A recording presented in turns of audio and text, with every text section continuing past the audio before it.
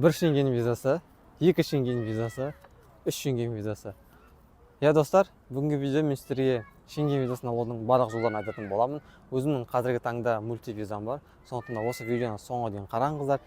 Осы видео арқылы сіз ешқандай виза агентствоға ақша төлемей, өзіңіздің күшіңізбен виза аласыз. Ендеше кеттік. Достар, бірінші мен сіздерге Шенген визасы туралы айтып кететін боламын. Шенген визасы деп отырғаныңыз Еуроодаққа мүше барлық елдердің арасында емін-еркін саяхаттауға мүмкіндік беретін әлемдегі ең мықты визалардың бірі болып табылады. Егер сіз саяхаттауды енді бастап жатырған болсаңыз, бұл Шенген визасы сіздің болашақтағы басқа елдердің визасын алуға көмегін береді. Мысалы, Япония, Ұлыбритания, ақш, Канада, Австралия секілді елдердің визасын алуға осы Шенген визасының болуы сіздің паспортта ол едәуір үлкен сізге пайызыңызды жоғарылады. Сондықтан да егер саяхатыңызды енді бастайтын болсаңыз, онда осы Шенген визаңызды бастап жатқандарыңызға өте қуаныштымын. Сіздерге сәттілік. Ең бірінші мен сіздерге осы Шенген визасына қажетті құжаттар туралы айтатын боламын. Сондықтан да осы видеоны тайм-кодқа бөліп қоямын. Құжаттар керек болса құжаттарды қараңыз, және де одан кейін сізге анкетаны қалай толтыру керек, және де елшілікке қалай жазылу керек, соның барлығын уақыттарын жазып қоямын. Сондықтан да міндетті түрде өзіңіздің қажетті жерлеріңізге тайм-кодпен өтіп қарасаңыздар болады. Ең бірінші керек құжат ол загранпаспорт. Загранпаспорт ол кем дегенде 2 беті бос болу керек, және де бітуіне кем дегенде 6 ай қалу керек. Бірақ та егер сіздің паспортыңыздың бітуіне 2-3 жыл қалатын болса, онда жаңадан жасатып алғаныңыз дұрыс. Себебі сіздің жаңа паспортыңыздың Шенген визасымен басталуы ол сіздің 10 жылға дейінгі көптеген елдерге баруыңызға мүмкіндік ашады. Сондықтан да одан да жаңартып алыңыз. Загранпаспортыңызды алдыңыз, оны міндетті түрде копиясын жасатып алыңыз. Келесі құжат сіздің 3,5 4,5 форматындағы суретіңіз. Сіз кез келген фотосалонға барсаңыз, сіздің Шенген визасын деп айтсаңыз, сіздің басыңызды түсіріп, артқа ақ фонмен көзіңіз ашылған, көзілдік алып салған сол видеоны, сол фотоны сізге түсіріп дайындап береді. 2 данасы сізге қажет болады. Келесі маңызды құжаттар ол сіздің саяхатыңызда қажетті құжаттар. Ол отельдеріңіздің букингі, ұшақ билеттеріңіздің бару, қайту ұшақ билетіңіздің броньы, сатып алудың қажет жоқ, бронь болса жарайды. Және де барлық қалаларға, барлық елдерге, елдердің арасында қалай жүресіз, автобус болса автобустың броньы, көлікпен жүретін болсаңыз көліктің сақтандырылуы, өзіңіздің көлігіңіз болса, ал егер сол жақта көлік жалға алатын болсаңыз, соның договорын барлығын көрсету қажет болады. Бұл жерде тағы айтып кететін жағдай, сіз егер бірнеше елдерге баратын болсаңыз, сізге трип план керек болады. Трип план деп отырғаныңыз әрбір елге, әрбір қалаға қалай барасыз, қашан барасыз, қандай жолмен барасыз, сол барлығы жазылған құжат. Оны документ Word түрінде жазсаңыз болады, өзіңіздің қолыңызбен, немесе описанияға мен өзіміздің жазатын шаблонды тіркеп кететін боламын. Сол жерге өзіңіздің данныйларыңызды жазып, өзіңізге адаптациялап өзгертіп алсаңыз болады. Келесі құжат ол жұмысыңыздан анықтама. Жұмыс істейтін болсаңыз, оқитын болсаңыз, оқуыңыздан анықтама. Яғни сіз бұл жерде заочный емес, очный форматта оқығаныңыз дұрыс.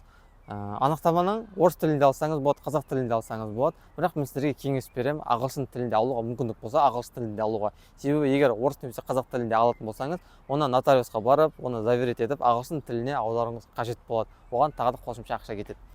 Жұмысыңызға берілетін анықтамада сіз осы жұмыста қашаннан бері жұмыс жасайсыз, қандай мамандықта жасайсыз, және де айлық табысыңыз қанша, осы анықтаманың осы ақпараттарды көрсетілген құжат болу қажет. Ал егер сіз жұмыс жасамасаңыз, оқымасаңыз, онда қалай барам дейтін болсаңыз, онда оны келесі құжатпен айтатын боламын. Келесі құжат ол қаржылық жағдай. Қаржылық жағдай, оны сіз Каспийдегі выпискадан көрсете аласыз, немесе қай банкке сіз жалақыңыз түседі, онда сол банктен сіз остаток суммы, және де соңғы 3 айда осы шотыңыздағы ақша айналымын көрсетесіз. Яғни егер Каспий болатын болса, Каспийде мой банктың ішінде справка бөлімінде визаға арналған деген бөлімше бар. Сол жерде ағылшын тілінде дайын PDF форматында анықтаманы жасатып алсаңыз болады. Міндетті түрде QR коды болу керек. Оны виза елшілікте оны тексеру қажет болады. Енді осы жерде егер жұмыс істемейтін болсаңыз, онда үшінші адам сізге, третий лицо сіздерге спонсор бола алады. Ол кез келген третий лицо емес, ол сіздің, яғни егер сіз конференцияға баратын болсаңыз, сіздің жолыңызды осы компанияңыз немесе сіздің бастығыңыз көтереді деуге ол болады. Ал егер сіз саяхаттауға баратын болсаңыз, оны сіздің әке-шешеңіз немесе жақын туысыңыз, фамилияларыңыз бір адамдар сізге спонсор бола алады. Айдаладағы үшінші адам сізге спонсор болуы ол құпталынбайды. Сондықтан да осы нәрсе өте маңызды. Сол адаммен сіз нотариусқа барасыз. Нотариуста гарантийный письмо деген бар. Оның үлгісін да төменге қалдырып кететін боламын. Сол үлгі бойынша осы елдерде, осы уақыт аралығында мен мына адамның барлық шығындарын көтерем деген гарантийный письмо. Бұл гарантийный письмо негізі қымбат құжат, ол 28 мыңдай тұрады. Сондықтан да жұмыс істесеңіз, одан да жұмысыңыздың анықтамасын жасатып алыңыз. Енді бұл жерде тағы да енді құжаттан құжат шығады демекші, егер сіз жолдасыңызбен баратын болсаңыз, жолдасыңыз жұмыс істемейтін болса, онда сіз жолдасыңызға спонсор боласыз. Балаңызбен баратын болсаңыз, балаңыз 18 жасқа дейін болатын болса, немесе жұмыс жасамайтын болса, 18 жастан асса да, оған да сіз спонсор болам деген нотариусқа барып сондай құжат жасатуыңыз қажет болады. Және сол құжатты ағылшын тіліне тағы да аударып алыңыз. Иә, түсінем, кез келген елдер ағылшын тілінде сұрамауы мүмкін, орыс тілі оларға жеткілікті болуы мүмкін, бірақ та кейде Италия деген секілді елдер оның ағылшын тіліндегі аудармасын сұрап қалады. Сондықтан да елшілікке барған кезде өзіңізде проблема болмас үшін алдын ала аударып алыңыз барлық құжаттарыңызды. Келесі құжат ол сақтандыру. Сіз Еуропада болатын күндеріңізде осы елдердің арасында 30 мың евроға дейінгі барлық шығындарыңызды, яғни денсаулық шығындарын жабатын страховка болу керек. Оның кез келген номад болсын, сосын басқа кез келген жусанның иншуренсы ма, барлығын жасатып алсаңыз болады. Ал егер сізде премиум карта болса, сол премиум картада мысалы сақтандыру бар, сол сақтандыруды көрсетсеңіз болады. Так, осы жерде енді тағы да сіз егер өздеріңіздің бала шағаңызбен баратын болсаңыз, солардың құжаттарын тағы айтып өтіп кетейін. Себебі өзім мен отбасылы адаммын, мен осы моменттердің басынан өтті. Егер сіз жолдасыңызбен бірге саяхаттайтын болсаңыз, барлық балаларыңыздың туу туралы куәліктерінің оригиналымен копиясын жасатып алыңыз. Сіздермен бірге бармайтын болса, оның ешқандай аудармасы керек емес. Ал егер олар сіздермен баратын болса, оның қасына паспорттан қоса саласыз. Әрбір паспорттың копиясы сізге бөлек-бөлек болу керек. Сіздің документтеріңізді виза елшілікте жеке-жеке қарастырады. Сіздің пакет документів сіздікі бөлек болады. 3 бала болса, 3 баланың копиясы сізге бөлек, 3 баланың копиясы сіздің жолдасыңызға бөлек деген секілді. Ал егер сіздің жолдасыңыз балдарыңызбен бөлек саяхаттайтын болса, сіз Қазақстанда қалатын болсаңыз, онда жолдасының әйеліне нотариально заверить рұқсаты болу керек. Мен өзім балдарымды әйелімен саяхаттауға жіберіп жатырмын, қарсы емеспін деген секілді. Себебі бұл құжатта өте маңызды. Осыдан кейін қосымша құжаттар, егер сіздің бару мақсатыңыз саяхаттан бөлек болса, конференция, мысалы, емдік мақсатта баратын болсаңыз, онда соған сіздің арнайы шақырту қағаздары болады. Сол жақтан сол шақырту қағаздарын көрсету керек болады. Және де емдік мақсатта болатын болса, Қазақстандағы заключение, дәрігерлердің жолдамасы, сояқтағы больницадан қабылдап аламын деген анықтамасы керек болады.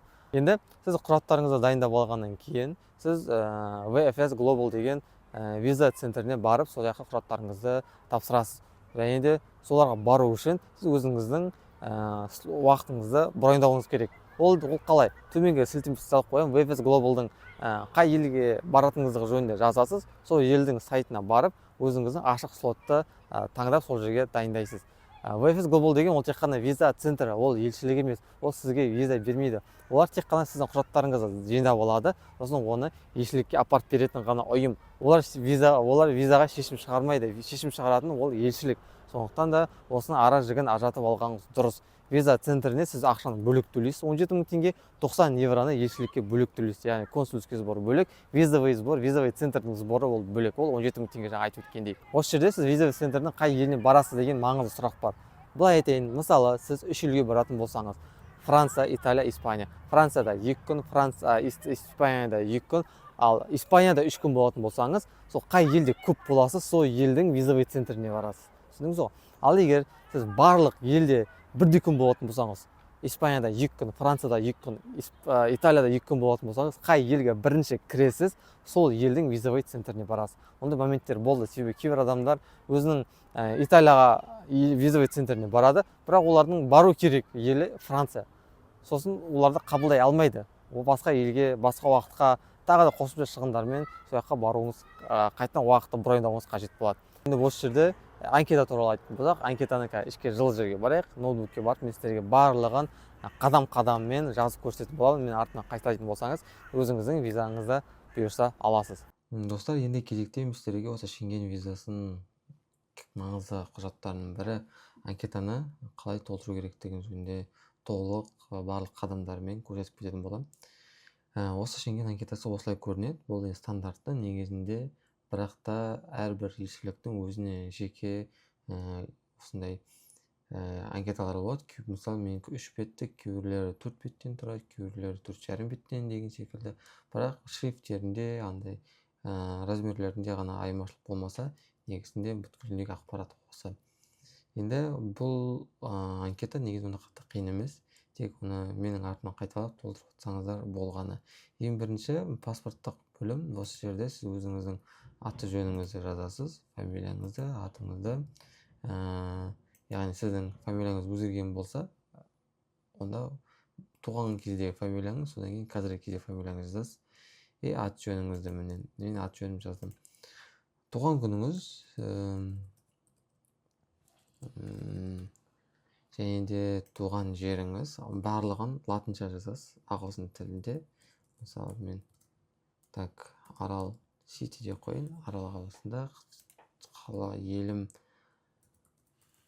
Қазақстан деген сияқты, Қазақстан жерінде, азаматтылығым Қазақстан. Егер сіздің азаматтылығыңыз өзгерген болса, онда осы жерге өзгергендігін жазасыз. Жынысыңыз ер адам, және де отбасылық жағдайыңыз үйленген, үйленбеген деген секілді осылай белгілейсіз. Ал егер сіз осы анкетаны балаңызға немесе 18 жасқа толмаған адамға толтырып жатқан болсаңыз, және сіз оның заңды өкілі болсаңыз, осы жерге сол заңды өкілін аты жөнін, адресін, почтасын және өзі сұрап тұрған ақпараттарын барлығын жазасыз. Ал 11-шіге сіз өзіңіздің неңізді жазасыз, еніңізді жазасыз. Мына жаққа обычный паспорт дейсіз. Паспортыңыздың номерін жазасыз. Оның берілген күні. Және де қай уақытқа дейінгі жарамдылығын жазасыз. Кім берді? Оны Қазақстан десеңіз болады. Немесе жаңа Minister of Internal Affairs деп жазсаңыз болады. Ана жерге 17-ге сіз полностью осы 17 деген бөлімге, егер сіздің Еуроодақтың азаматы туысыңыз болатын болса, сол кісінің данларын жазасыз. Туысы деген ол қалай сіздің жақын отбасыңыздың мүшесі, сіздің әпкеңіз, қарындасыңыз, анаңыз, әкеңіз деген секілді осылар ғана жатады. Әйеліңіз немесе жолдасыңыз. Және соның даналарын жазасыз. Болмаса, осы жерде тек қана ешқандай неге жазбайды, тек қана пустой алдырып кетесіз. Басқа ештеңе жазудан қажет жоқ сізге. Осы жерде сол 18-ге яғни кім екенін жазасыз. Сол сіздің әйеліңіз, яғни осы адамдар ғана сізге жақын туыс болып табылады. Сол адам сіздің адресіңіз керек, осы жерге домашний адрес. Оның барлық латынша жазасыз. Ағылшын тілінде, например, 34 Аблай Хан Стрит деп, сосын 25-24 флат немесе қандай сіздің үйіңіз, сол квартира, дом, соның барлығын жазасыз. Осы жерге астына сосын электронды почтаңызды жазасыз.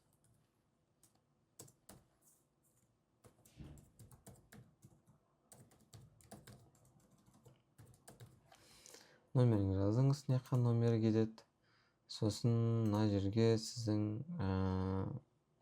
егер тапсырайын деп жатқан еліңіз бен сіздің азаматтық еліңіз әртүрлі болса, осы да немесе нет дейміз. Мысалы, Қазақстан азаматысыз, бірақ сіз Шенген визасына Өзбекстанда немесе Қырғызстанда тапсырып жатсаңыз, сіз осы жерде да немесе нет дейсіз. Яғни Қазақстанда туылып, Қазақстан азаматы болып, Шенген визасына Қазақстанда тапсырсаңыз, просто нет дейсіз, тапсырып кетесіз. Ал жаңағыдай айтқан болса, онда сіз да десе, осы жерде сол елдің несін жазасыз, документін жазасыз. Сіздің жұмысыңыз, мамандығыңыз, дәрігер болсаңыз, дәрігер, немесе мұғалім болсаңыз, кім болып істейсіз, соны жазасыз. Осы жерге сол жұмыс берушіңіздің адресін, номерін, барлығын толық жазасыз, қаласын деген секілді. Келесі кезекте сіздің саяхатыңызға қатысты сұрақтар. Ол саяхатыңыздың мақсаты туристік мақсатта болса, туристік дейсіз. Басқа мақсат болса, жарысқа барсаңыз, немесе белгілі емге, оқуға барсаңыз, барлығын осы жерге жазасыз. Қосымша сұрақтар, қосымша сіздің мақсатыңыз, яғни сіздің туристизм болса, яғни туристический визаның нақты қандай мақсат? Мысалы, сіз саяхаттағыңыз келіп, мысалы, ол кезде I want to travel around Europe. Анау мынау деп, яғни осы жерде болғым келетін, немесе сіздің концертке барғыңыз келсе, I want to visit a concert of, мысалы, Lady Gaga деп жазып қоясыз. Енді 25-те сіз өзіңіздің көп уақыт болатын еліңіз жазасыз. Франция болса, ол Франс. Ал сіз бірақ Венгрия арқылы кіріп, сосын барып Францияға баратын болсаң, мына жерге Hungary дейсіз. Францияға бірінші рет кіріп, Францияда болып, Франциядан қайтатын болсаң, осы жерге тоже Франция деп жазып қоясыз. Енді визаңызды қанша уақытқа сұрайсыз? 1 реттік пе, 2 реттік пе, енді мультивизаға ма? Соны жазасыз. Шенген зонасына шамамен қай уақытта кіргіңіз келіп тұр, соны жазасыз. Және қай уақытта шығып кетесіз. Соны жазасыз. Осы күнге дейін Шенген визасын алған болсаңыз, да дейсіз, алмаған болсаңыз, не дейсіз. Да дейсіз. Да болса, онда осы жерге соның наклейкадағы нөмірін жазасыз. 30-ға мынандай, егер сіздің кейсіңізде сіз Шенген зонасынан кіріп, одан кейін әрі қарай Америкаға немесе басқа визаны талап ететін елге кетсеңіз, Ұлыбританияға, онда сол елдің визасының мына жерде даналарын жазасыз. Кім берілді, номерлері қандай, және де қай уақытқа дейін жарамдылық екенін. Болмаса, просто тастап кетесіз. Енді 31-ге сізді шақырушы жақтың, Еуропадан бір сізді шақырса, досыңыз шақырса, белгілі бір компания шақырса, соның ақпаратын жазасыз. Болмаса, оны тек қана гостиницаның аты жөнін жазып, осы неге тастап кетесіз. Ал мына жерге мына жерге соның адресін және номерін жазасыз. 32, егер осыны жазсаңыз, просто тастап кете бересіз. 32 керек емес сізге. 33-ке сіз жазасыз, сіздің шығындарыңызды кім көтереді. Өзіңіз көтеретін болсаңыз, сам заявитель дейсіз де, ол жерге қандай жолмен, дорожный ячейка, кредитный карта, наличный деген осы екеуін белгілесеңіз болады. Алдын ала төлеп қойсаңыз, осы метод предоплачено дейсіз. Ал егер сіздің шығындарыңызды басқа адам спонсор көтерсе, спонсор дейсіз де, спонсордың атын жазасыз. Немесе сізді шақырушы тарап, 31. Сіз шақырушы тарап болса, 31 дейсіз. Немесе иные дейсіз де, басқа адамдар көрсетесіз. Түсіндіңіз ғой? Қалай, наличный деңгеймен ба, немесе келгесін төлейме, соның барлығын осы жерде көрсетесіз. 34-ке, егер сіздің анкетаңызда басқа адам толтырса, сол адамның атын жазасыз. Ал егер өзіңіз толтырсаңыз, ешкім ештеңе жазбай, просто тастап кетесіз.